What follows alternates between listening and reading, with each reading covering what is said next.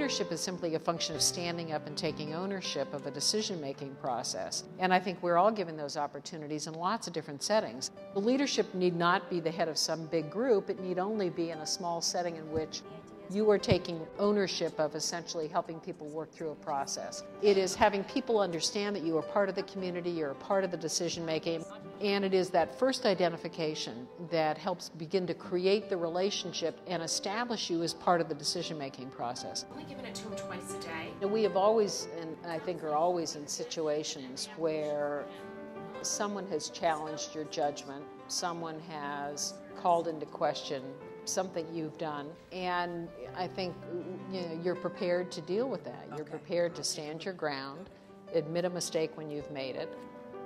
There is very little in this life that is black and white. There is very little that the line is so bright that you can't possibly imagine compromising.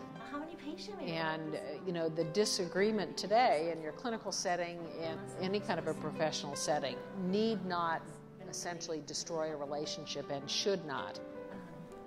There's also the lesson that I learned quite clearly, which is going up, you want to make sure that you develop relationships because inevitably you will come down. And you want the people that you passed on the way up to think fondly of you on the way down.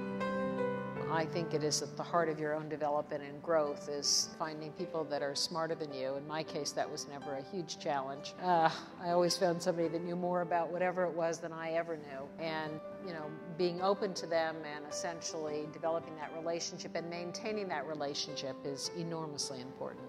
For those of you who had questions. So it is finding someone who can help guide you and who, when everything's gone to hell in a handbasket, you can go to and say, what is it that I did wrong or how do I move forward? So I think it is enormously important. And I also think it's a responsibility of all of us to do that, to be willing to do that when people come to you who are new to the environment and are seeking advice. I think every one of us really should, in fact, agree to be and should seek opportunities to be mentors. I think that's part of the sort of payback that we all give.